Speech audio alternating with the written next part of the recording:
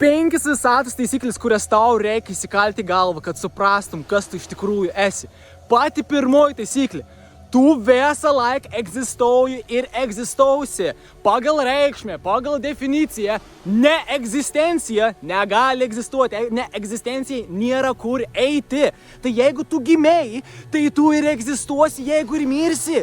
Tavo siela, tavo sąmonė jau egzistavo prieš tavo fizinę asmenybę gimstant. Antra taisyklė. Viskas vyksta čia ir dabar. Vienintelis momentas per visą egzistenciją, kuris egzistuoja ir visą laiką egzistuos, yra dabar. Ir vienintelė vieta, kur tu visą laiką atsidursi ir būsi, yra čia. Tai čia ir dabar.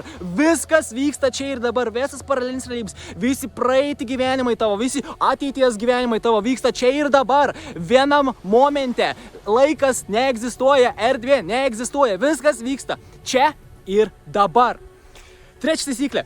Viskas yra vienas ir vienas yra viskas.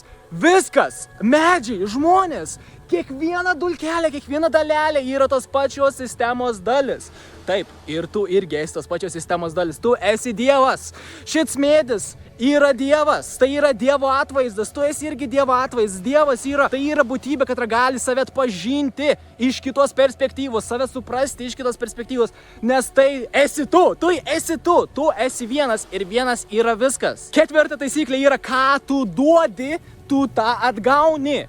Tai ką tu išspinduliuoji, ką tu išvibruoji, koks tavo dažnis dabar yra, kokia tavo vibracija dabar yra, ką tu išskleidi informacinį lauką, laimę, džiaugsmą, pyktį, neapykantą. Ką tu išskleidi, tu tą patį atgauni.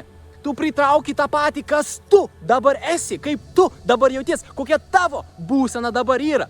Tai viskas yra taip, ką tu duodi, tu tą atgauni. Ir penkta taisyklė yra, kad viskas absoliučiai keičiasi, apart tos pirmos 4 taisyklės.